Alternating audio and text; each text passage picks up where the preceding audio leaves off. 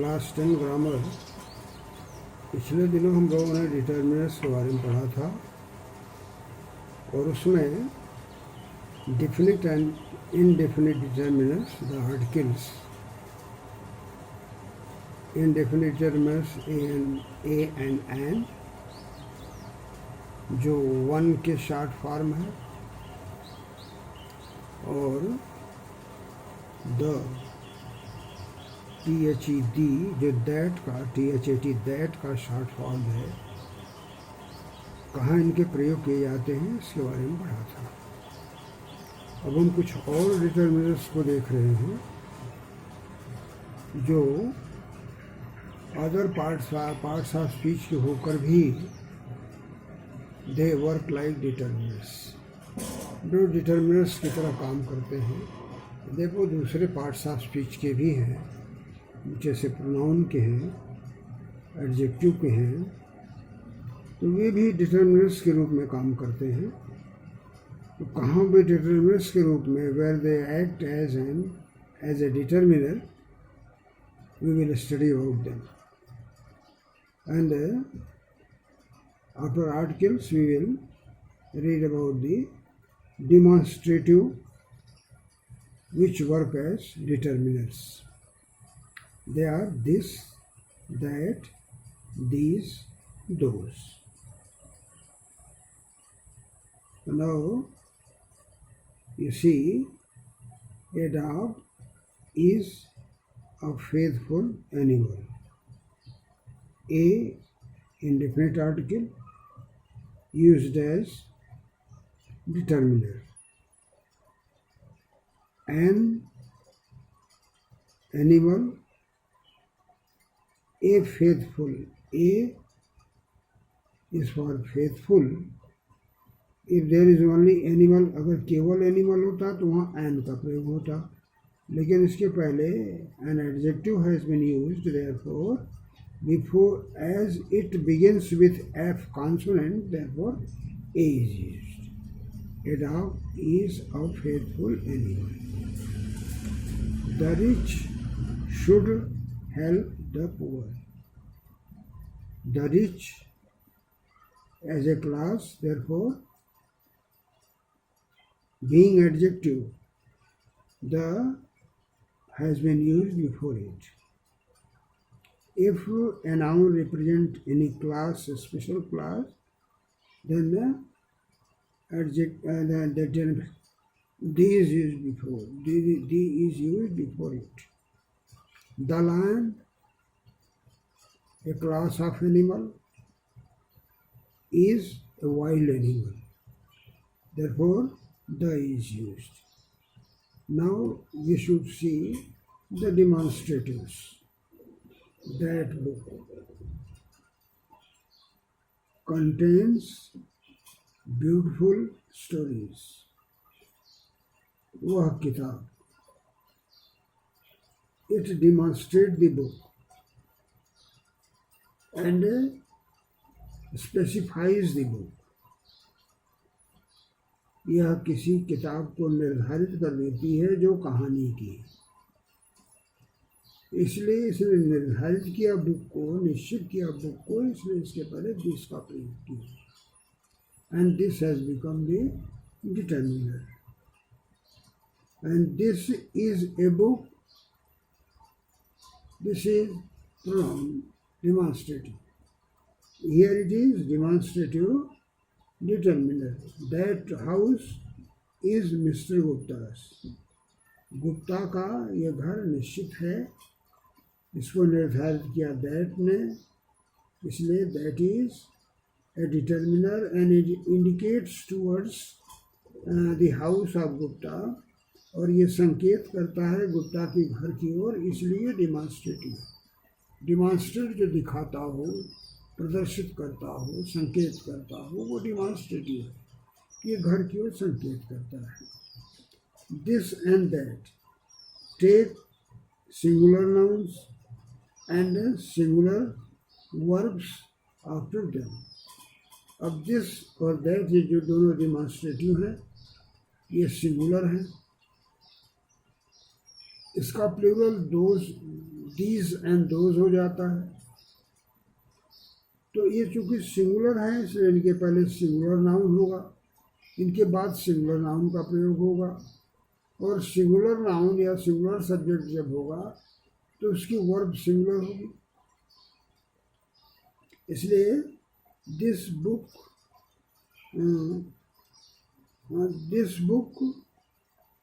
Contains, the verb is singular, book is singular.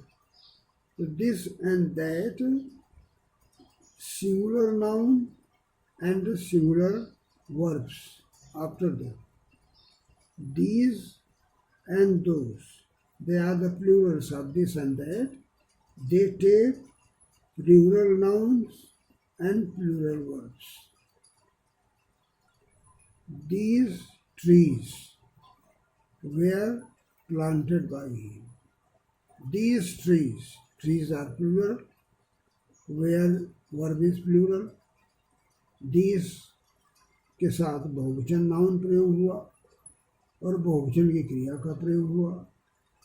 Those buildings, those के साथ बहुवचन के संज्ञा का प्रयोग हुआ और बहुवचन की क्रिया आर का प्रयोग हुआ। तो this and that, this and those, they are the demonstrative determinants, and with them, with this and that, singular noun and singular verb is used, and with these, plural noun and plural verbs are used. Possessive, possess में रखना, जो रखता हो। This is my stick, my stick.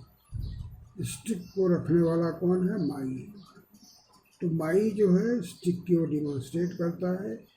इस stick तो बहुत हो सकती हैं, लेकिन मेरी स्टिक एक है, क्योंकि माई ने इसे निर्धारित किया, इसे मेरे होने का निर्धारण है माई के द्वारा, इसलिए ये पॉजेसिव, और यह मेरे द्वारा रखी गई है स्टिक, इसलिए ये पॉजेसिव हुआ और उसको निर्धारित करता है, इसलिए यह डिटर्मिनर हुआ।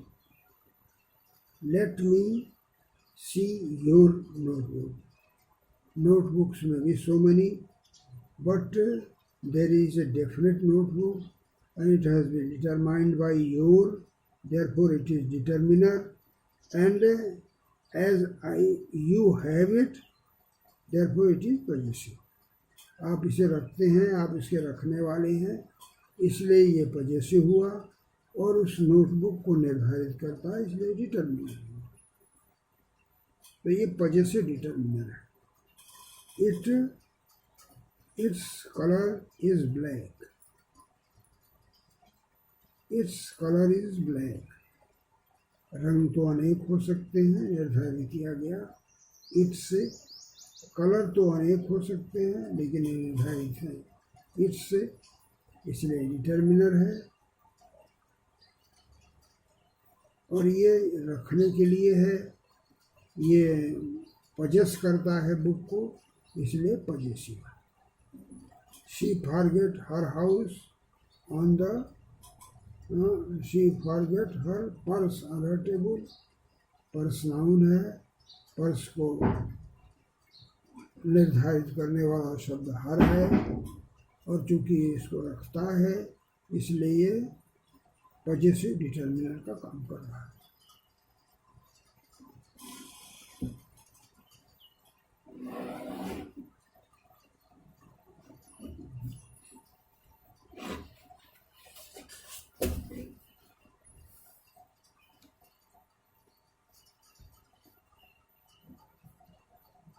He had his scooter repaired yesterday.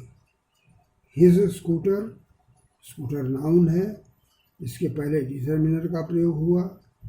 His scooter, उसकी स्कूटर, हिज उसका रखने वाला है, इसलिए पॉजेसिव है। और चूँकि अन्य स्कूटरों से अलग करके एक निश्चित स्कूटर के बारे में बताता है, इसलिए डिटर्मिनर है। ये पॉजेसिव डिटर्मिनर है।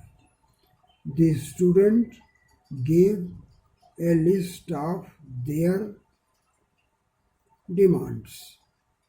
डिमांड्स मांग अनेक हो सकती है,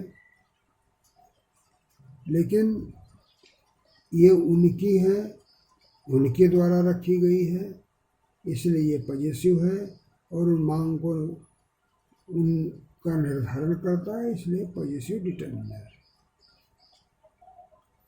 These words in italics are possessive forms of pronouns.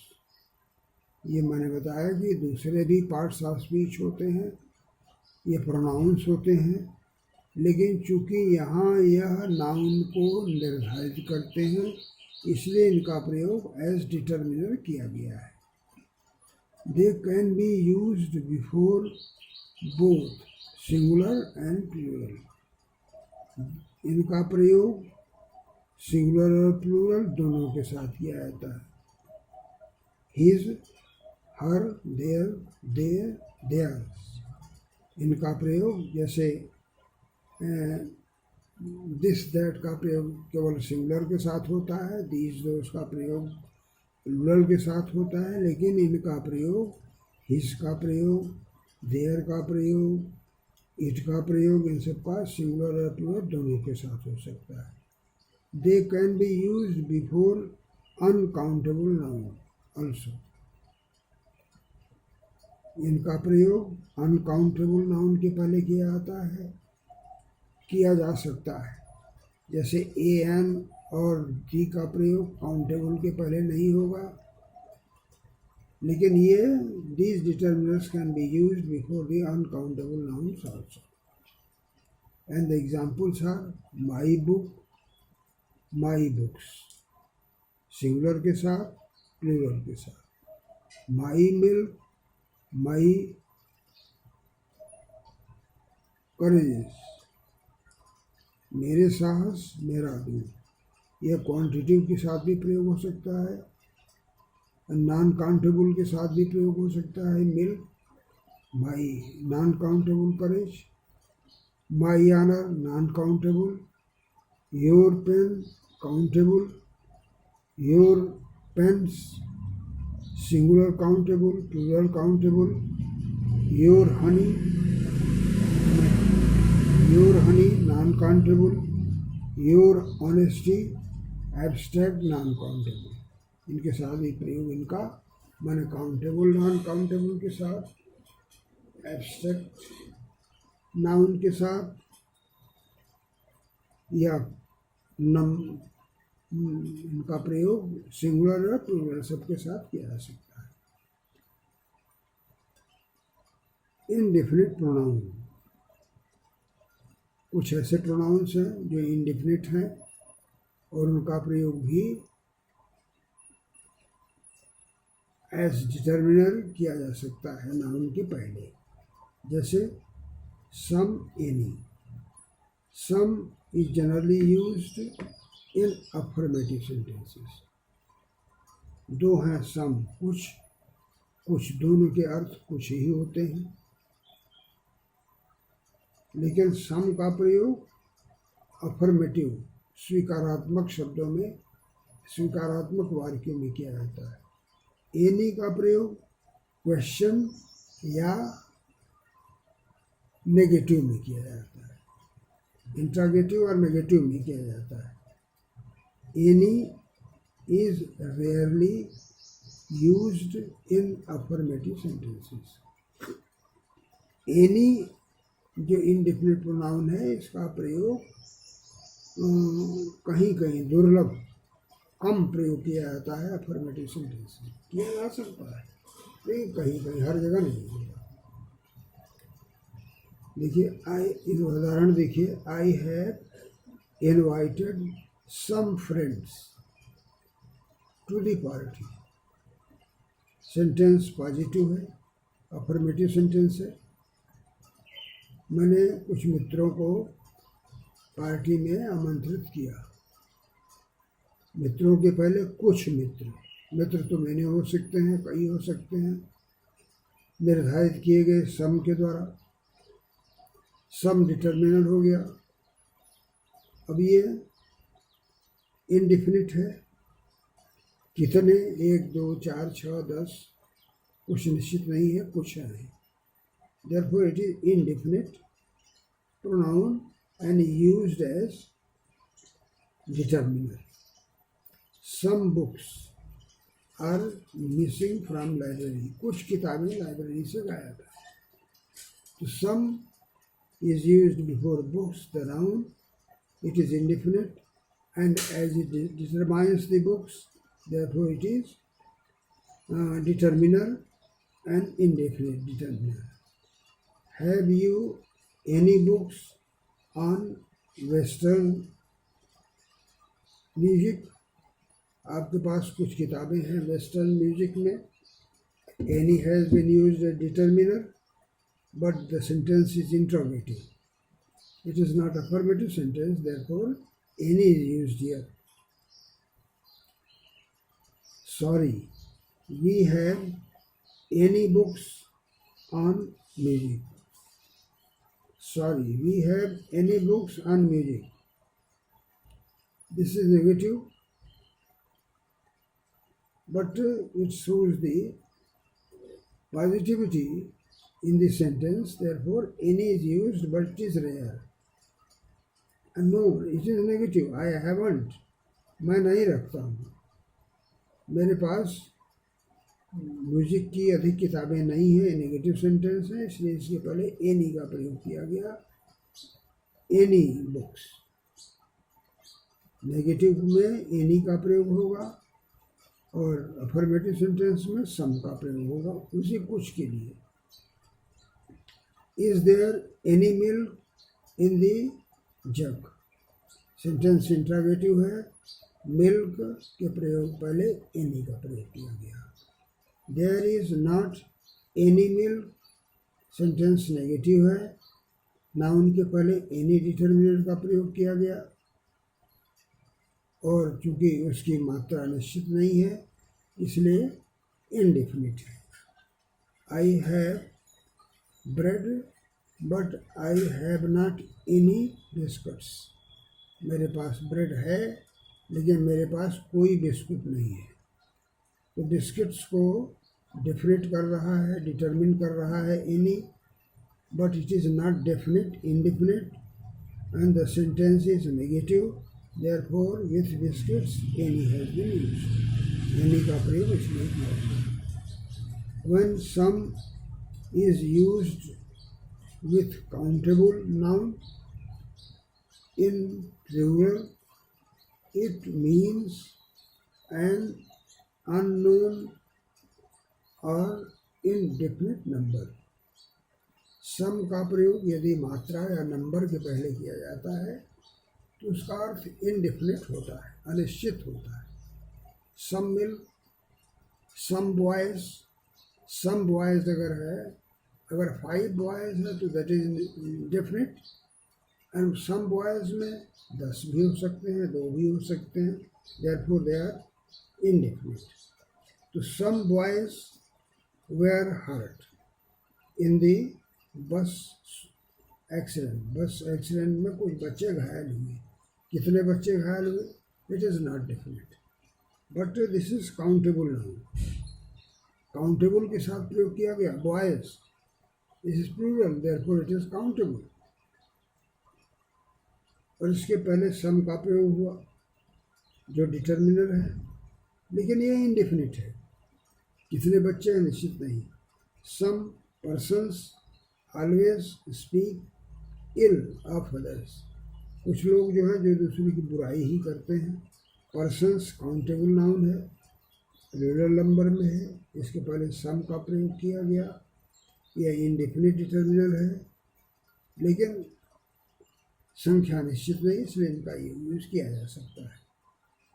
When sum is used with an uncountable noun, it means indefinite quantity, as I bought a notebook and some paper.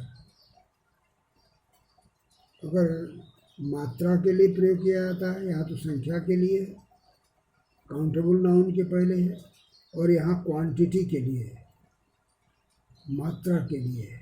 I bought A notebook, मैंने एक notebook खरीदी। And some paper, और कुछ कागज खरीदे। कागज मात्रा में है, पेपर खरीदे, पेपर के पहले इसका प्रयोग किया गया, लेकिन इंडेफिनिट है। कितना लिया, किलो में भी बिकता है पेपर। तो he wants a pen and some ink, ink is non countable noun, before it uncountable के पहले सम का प्रयोग किया गया, लेकिन ये भी अनिश्चित है कितना है।